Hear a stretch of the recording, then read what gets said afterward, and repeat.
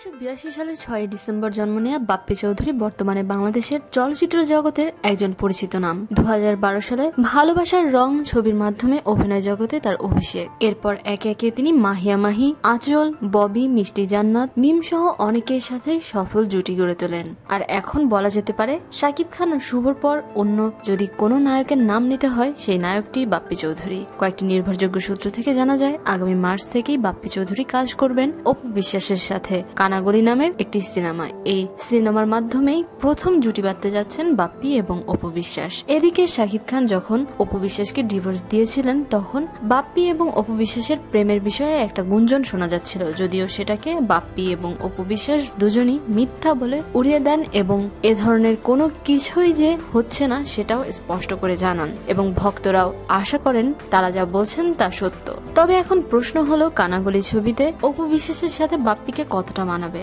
কিংবা বাপ্পির সাথে অপু বিশ্বাসকে আসলেই মানাবে কিনা। ভক্তরা বলছেন অপু বিশ্বাস একটু মটিয়ে গেলেও তার চেহারার যে সৌন্দর্য এবং অমায়িক ভাব এসেছে সেটা সত্যি দেখার মতো। আর তার এই মায়াবী চেহারার কারণে বাপ্পির সাথে সহজেই হয়তো মানিয়ে যাবে অপু বিশ্বাসকে। তবে অনেকেই রয়েছেন যারা বাপ্পি এবং অপু বিশ্বাসকে মানাবে না বলে জোর দাবি জানাচ্ছেন, কারণ অপু বিশ্বাসকে নাকি বাপ্পির কাছে অনেক বয়স্ক লাগবে, যদিও বয়সে অপু বিশ্বাস অনেক ছোট বাপ্পির থেকে। তবে অভিনয়ের দিক দিয়ে সিনিয়র অপু বিশ্বাস বাপ্পিকে রাখেন ছোট ভাই বলে, এরকমটাই তিনি জানিয়েছিলেন।